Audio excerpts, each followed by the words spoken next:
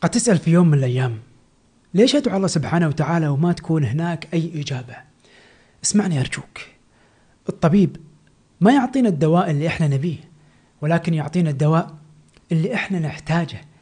أنت أحيانا تطلب من الله سبحانه وتعالى شيء ممكن يضرك، لذلك الله سبحانه وتعالى ما يعطيك اللي أنت تبيه واللي أنت تدعو الله سبحانه وتعالى فيه. إحنا كبشر ننظر إلى الأشياء بنظرتنا البشرية القاصرة، والله سبحانه وتعالى يدبر الأمر بعلمه الكامل. بكذي الله سبحانه وتعالى يدبر أمور الحياة هذه برحمته.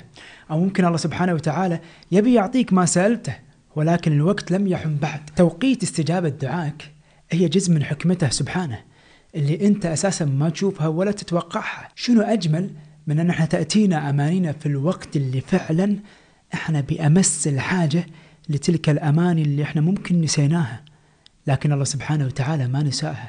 الله سبحانه وتعالى خبأها لنا عشان تجينا في الوقت المناسب. الله سبحانه وتعالى ما يحرم عباده، حاشاه سبحانه. الله سبحانه وتعالى بس بحكمته وتدبيره ولطفه ورحمته يعطينا الشيء اللي فعلا يناسبنا وبالوقت المناسب.